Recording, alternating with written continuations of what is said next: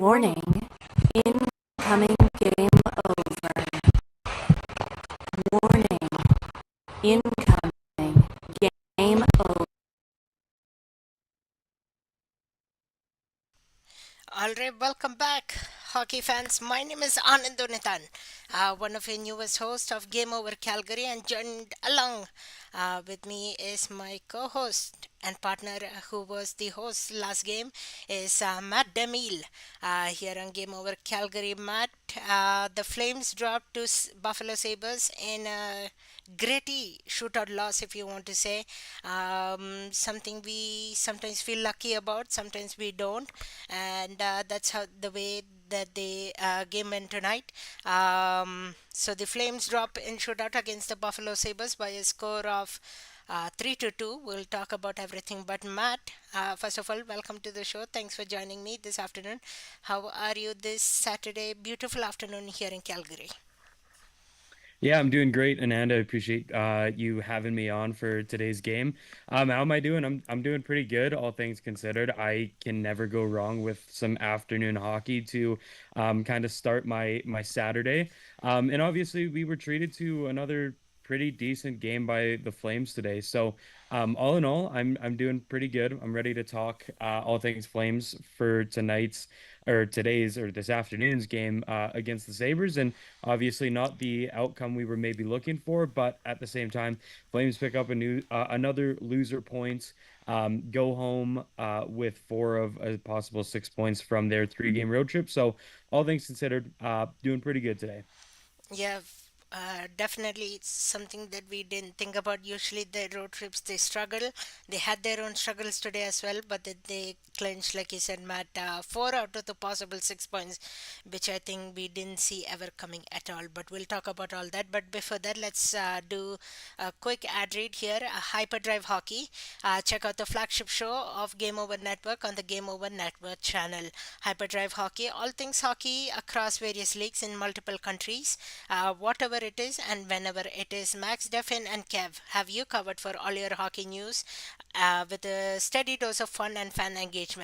You can find Hyperdrive Hockey on the Game Network YouTube channel or wherever you listen to your favorite podcast on Hyperdrive Hockey page at the GameOverNetwork.com. So, Matt, Buffalo Sabres and Calgary Flames, once again, they lose in shootout by a score of 3-2, which I think we knew, we kind of predicted maybe the loss was coming, how they started. So, we'll talk about the first period, the slow starts they have had recently, and I want to talk about a couple players that may contribute to this, and we saw that evidently. So, let's talk about slow starts. What have you seen from the slow starts in terms of Flames? I think they have started almost all season with slow starts, and they have found in self deep trouble when the first 10-second period comes through. Yeah, it's almost kind of like the Flames weren't ready to play such an early game today. I don't know exactly what the reasoning is for it, but they just came out of the gates looking flat, looking slow. Maybe this kind of road trip is bogging them down. Obviously, they're in the last game of the road trip, so they're obviously a little tired, want to probably go home, sleep in their own bed for a change. So I feel like it's kind of expected to maybe see a little bit more of a rundown team, but they started slow today, and obviously Buffalo made them pay with two goals in that first period. And then at the same time, just across the board, like this isn't a or this isn't a rare occurrence from the Flames. We are all very much accustomed to seeing them kind of get out of the gates a little bit slow, and that's been evident like out of the first period, second period, and third period in a comparison from this. Yes. So it's a kind of difficult to see what happened to the Flames first period, and we talked about the slow starts. What have you seen from the Ballon Anderson pairing, Matt? Yeah, you touched on that opening goal by Zach Benson.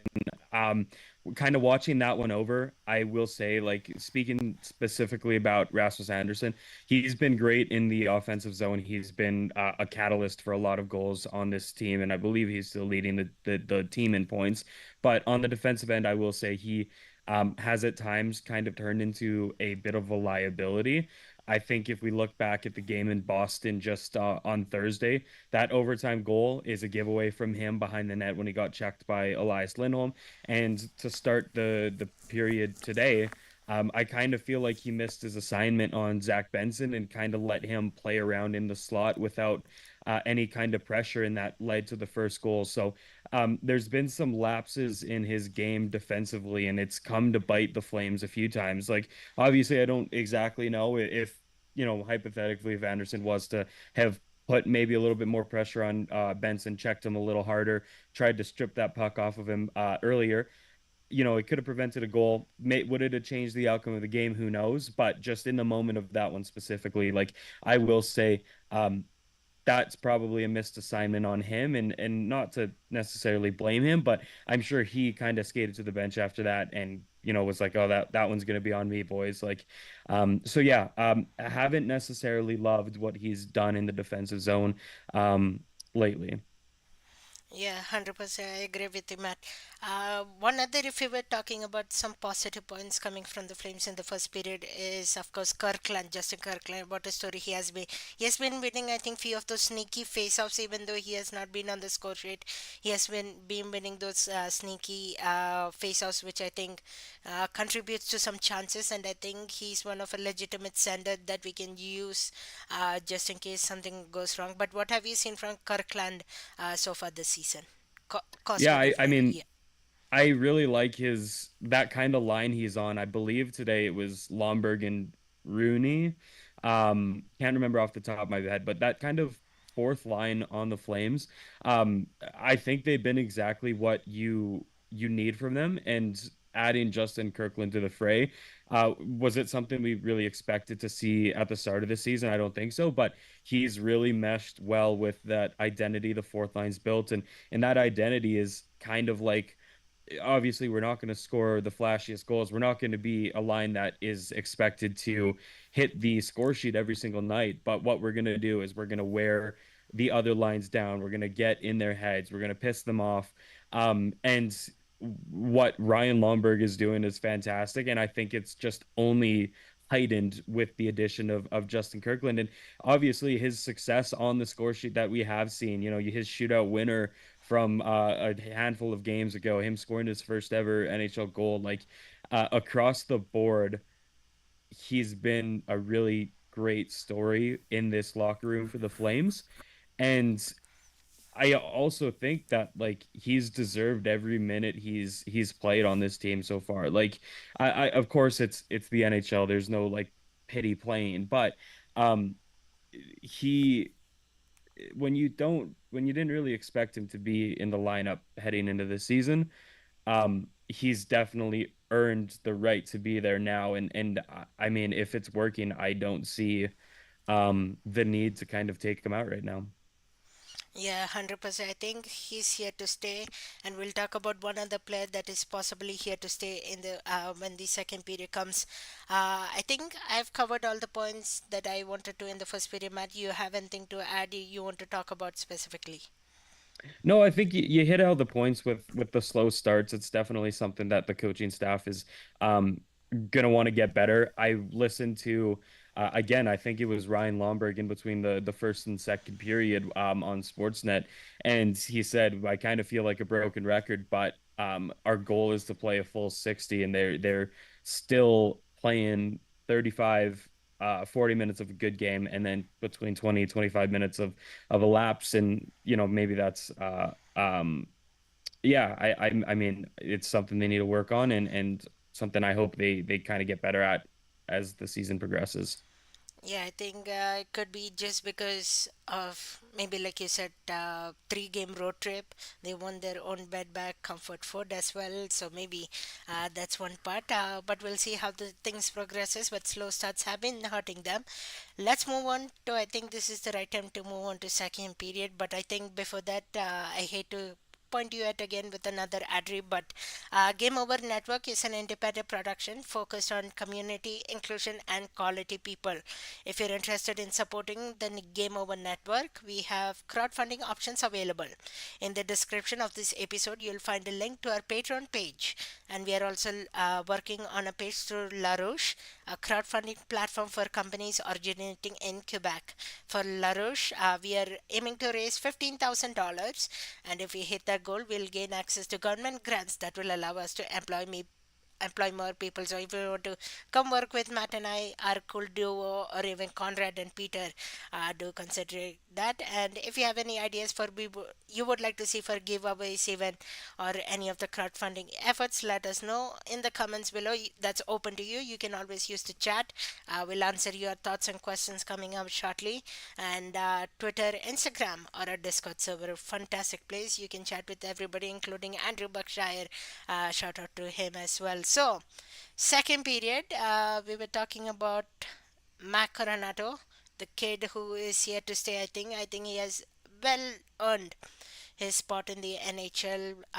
Matt DeMille here, Mac Coronato. We are talking about second period. So, Matt, I'll segue it over to you. What have you seen from Mac Coronato this year, and how great he has been, especially from the short stint he got from the AHL? Yeah, I've been really impressed with what he's done on this kind of Eastern Conference road trip. Obviously, I said earlier he had his kind of homecoming when he returned to Boston, and I thought he had a really strong game there.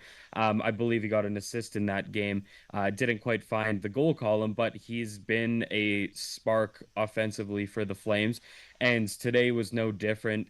Even early on in the game when the Flames couldn't really get much going, I feel like Coronado was the one guy that had a jump and he was looking at producing offensively. He hit a post in the first two periods, absolutely rung that thing. And if it was just a few inches over, he would have two goals on the night. And then obviously he was kind of the player to kickstart the Flames comeback in the second, third period when he was found on the back door for a quick tap in, and that's just a high hockey IQ play. Like he saw the Buffalo defenseman kind of creep up into that upper slot area, and he's like, "All right, well, I'm gonna find a little bit of soft ice here where nobody's kind of paying attention to me," and he made it count. So I've been very impressed with his game within the last three games.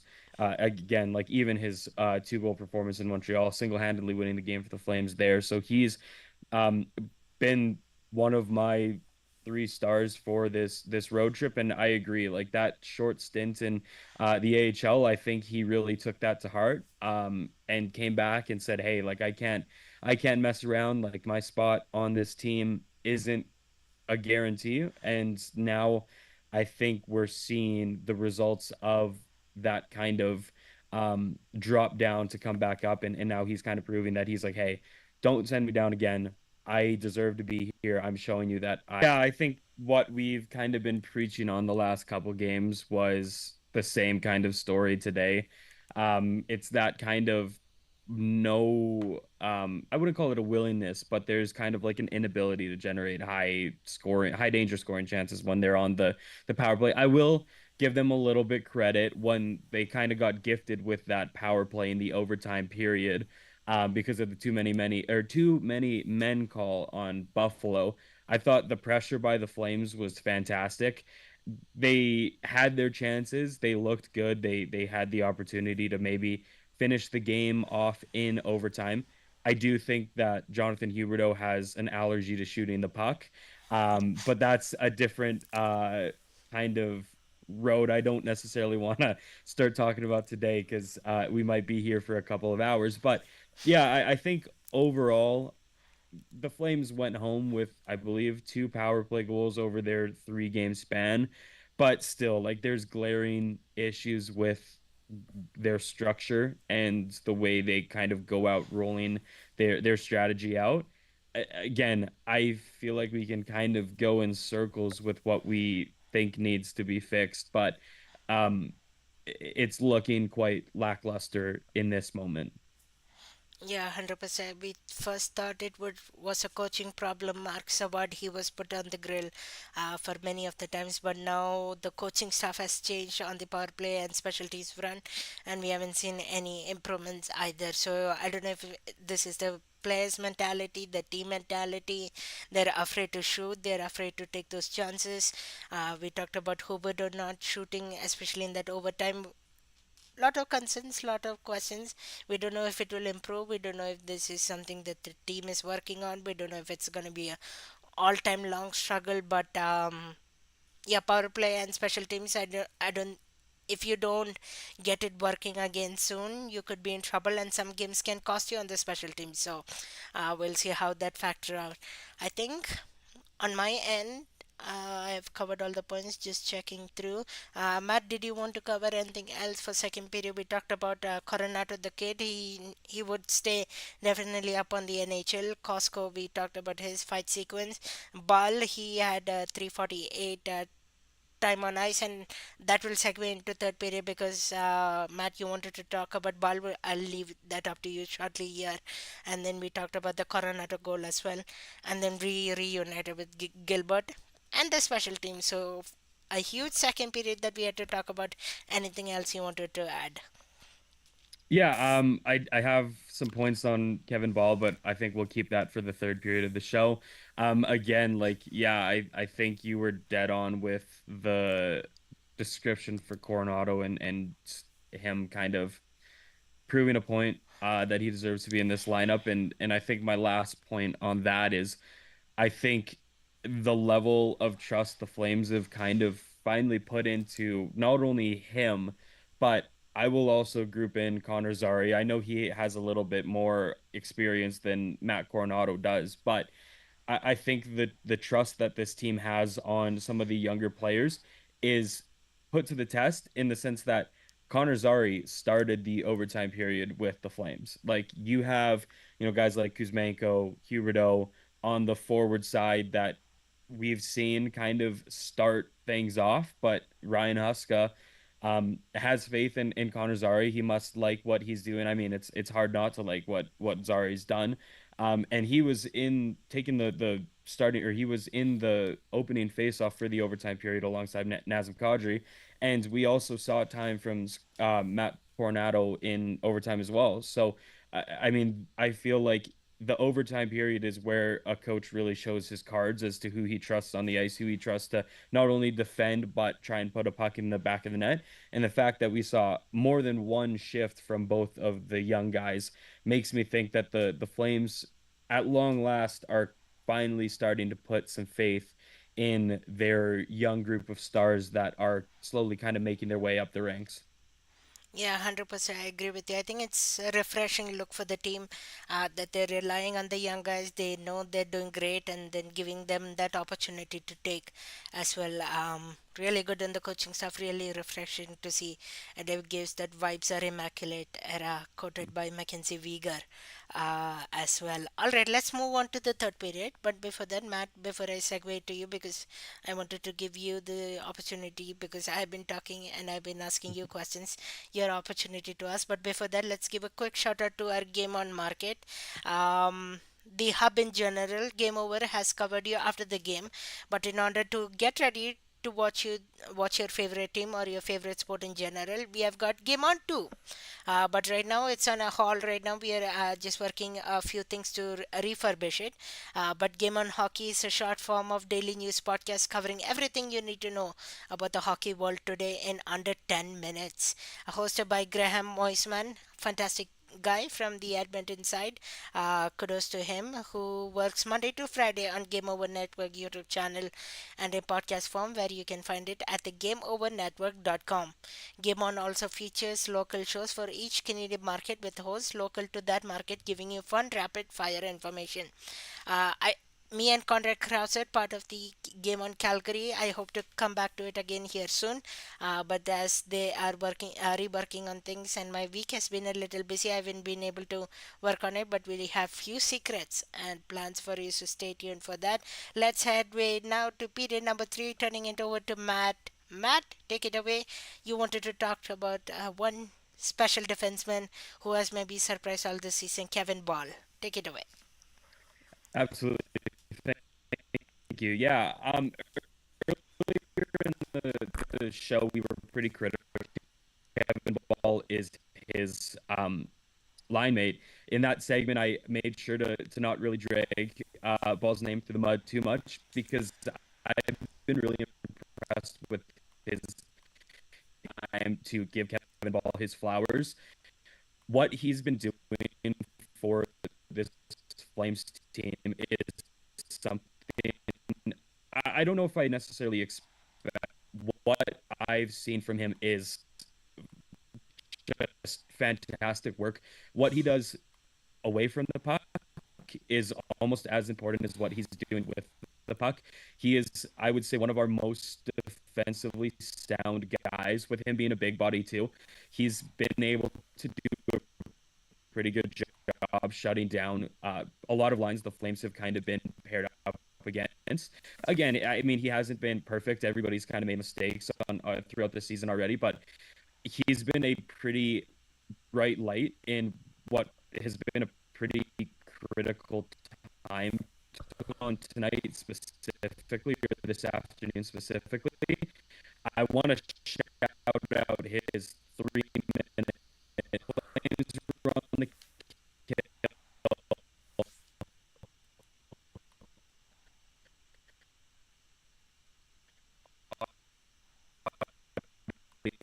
even with 3 minutes of straight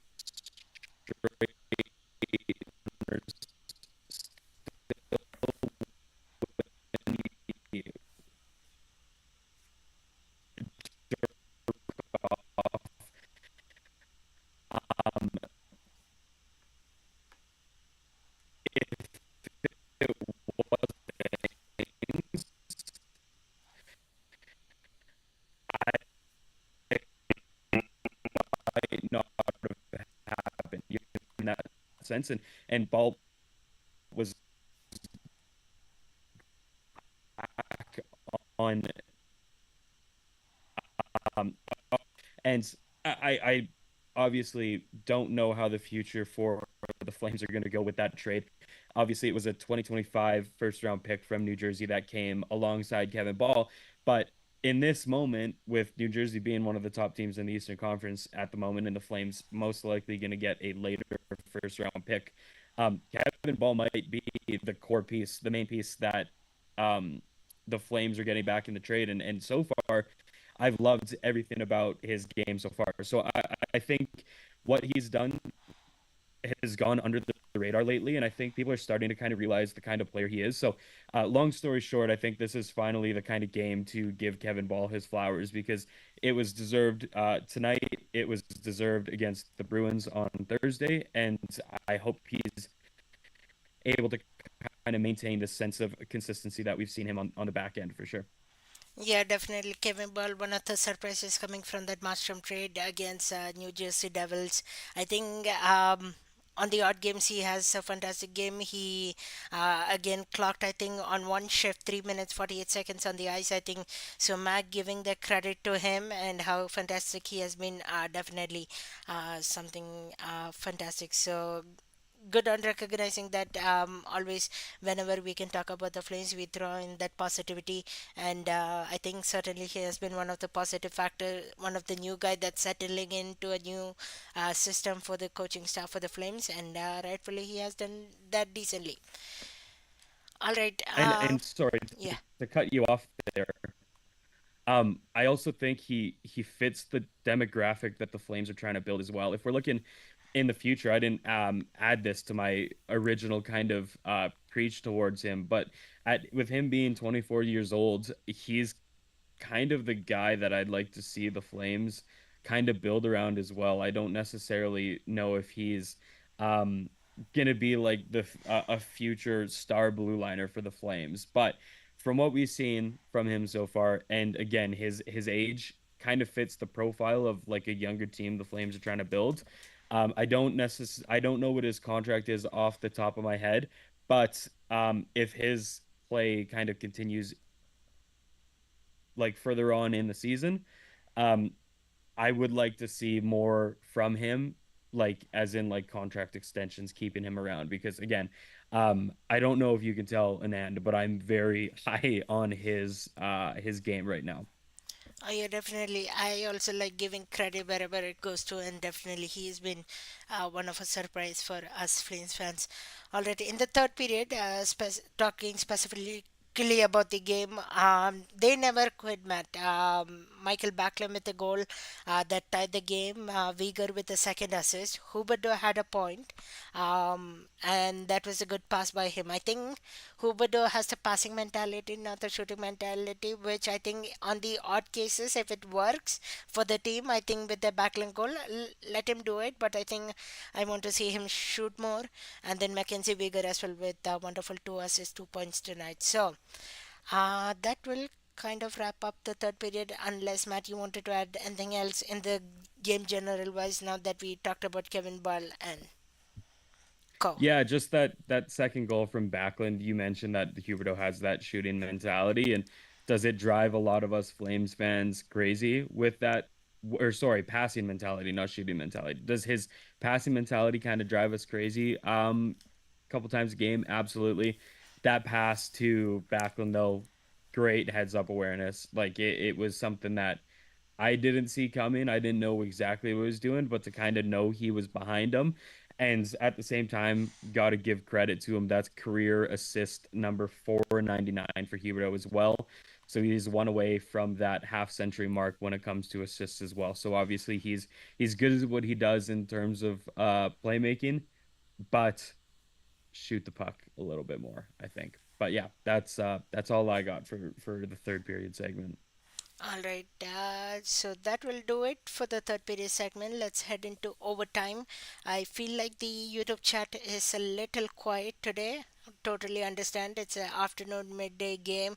It's a Saturday. Another factor goes in. The Cavalry FC are in the finals this afternoon.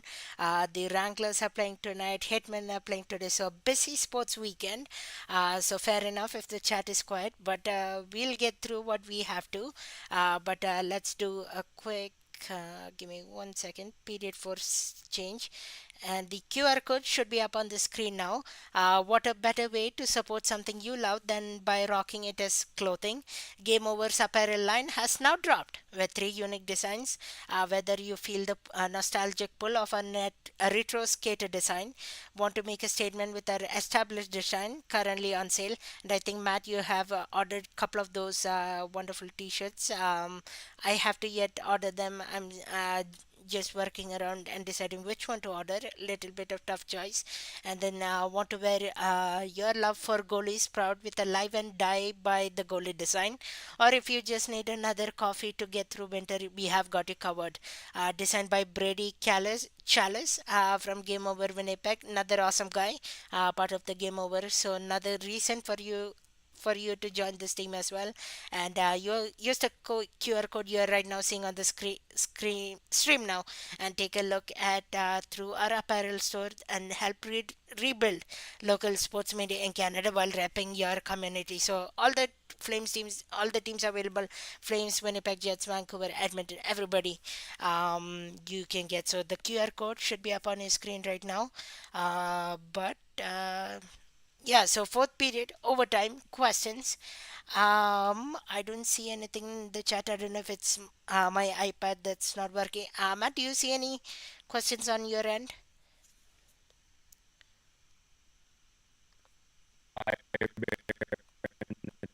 Chat saying, "Hey guys, what's up, man? Hope your Saturday is going well." Adam is saying, "I'm good with any game where the Flames are competitive." And I will flip it to you because I feel like I've ranted a few times. But what do you think with as long as the Flames games are competitive, it's gonna be a good season. Where do you stand on that? Yeah, 100%. We have seen the compete level, I think, the most this time this season. That's from the comeback wins. I think those are the most prominent ones.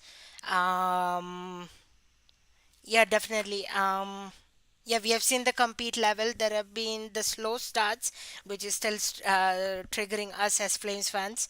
But overall, I think as long as they're competing, they have the team mentality, they're having fun. I'm totally with whatever the result comes their way. I know we can't win every game, we can lose every game. It's all part of NHL, it's all part of sports. As long as they're competing, I'm all right with that. Just give me 1 second. I'm just gonna take the QR code of the screen so we can. All right. and I pulled up the chat on my phone. So thank you, Matt, for covering me on that front. And then the second part is I'll ask you this question: how are you feeling about Huberdo? Huberdo, we talked about a bit on the show. So Adam Firebear, um, check out our small segments about Huberdo here. But I think we all know how we feel about Huberdo. Matt? Where do I begin? I mean, I feel like it's the same thing we've been saying for the last couple of seasons now. Granted, I think he had a pretty good start to the season this year. I think he's playing better than we've seen in the previous two seasons, but um I'm still hoping to see more out of him. I We mentioned earlier in the show that he has a very passing forward mentality. That might be the only kind of thing to his game at this point is just pass, pass, pass.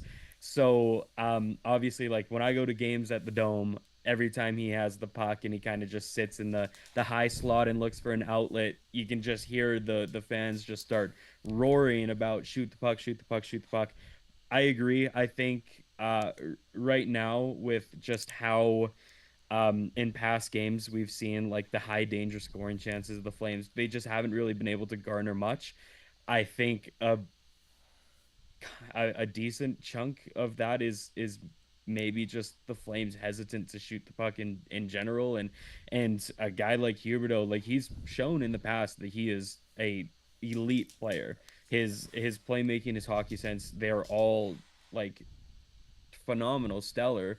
But just it's like he's allergic to doing anything offensively that doesn't include like some sort of backward spin pass. So I don't know what to do because this isn't like a new thing where it's like, oh, he looks a little off this season. Like it's been something we've seen since he's joined the Flames. So again, I feel like the more and more like I'll just keep talking myself into oblivion about this. So Anand, like feel free to just cut me off. But yeah, I think it's pretty clear that I'm on the fence with what we've seen from him, and I think the expectation from him is a lot higher than what he's producing right now.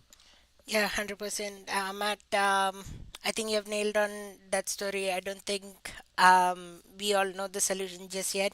We thought Pospisil and Mantha was one of the answer very early in the season, but that has also kind of died down. We thought Sharangovich and Mantha was the answer. That is also not working. I think now it's only up to his personal expectations that he can improve himself and do that. And Adam Firebear saying on the chat, my bad, I got here late. No worries. Thanks for hanging out with us this afternoon. We appreciate all that.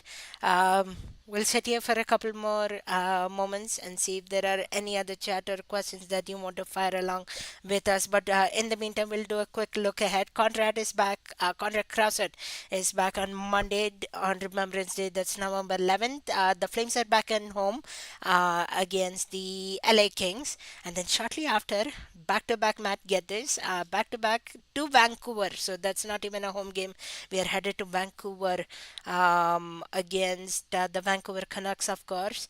And that's, let me just quickly that's 8 p.m. and I think that's a crossover game. So Peter will be joined by somebody from the Vancouver market on that one.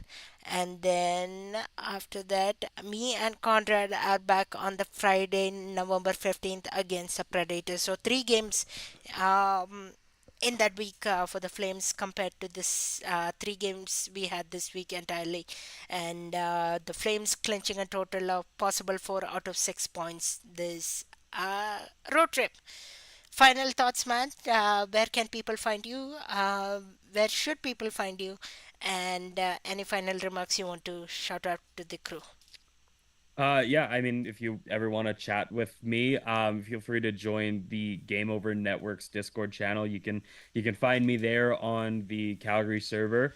Happy to talk shop on there. Obviously, my Twitter account is linked in this description of the video. So, if you want to reach out to me there, feel free. I'm a pretty open book. Happy to talk about anything Flames. As for kind of the upcoming schedule. Of course, you guys are gonna be carrying the workload for a little bit, and I'm super excited to see what you guys are able to do. And I hope the Flames give you some good games to lots to talk about.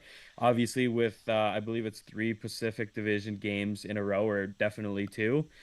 It makes for some really good hockey. I love like interdivision games are probably my favorite games on the schedule because there's just so much up for grabs.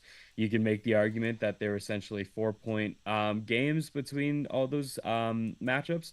So if the Flames, want to keep pushing for a potential playoff spot this year, the Kings and Canucks are both teams they're going to be battling for the spots with. So while it is mid to early November, these games are you could categorize them as already must wins. So for us Flames fans, maybe a stressful week ahead, but at the same time, willing to guarantee there'll be some pretty good hockey on tap for us to all watch. So looking forward to that.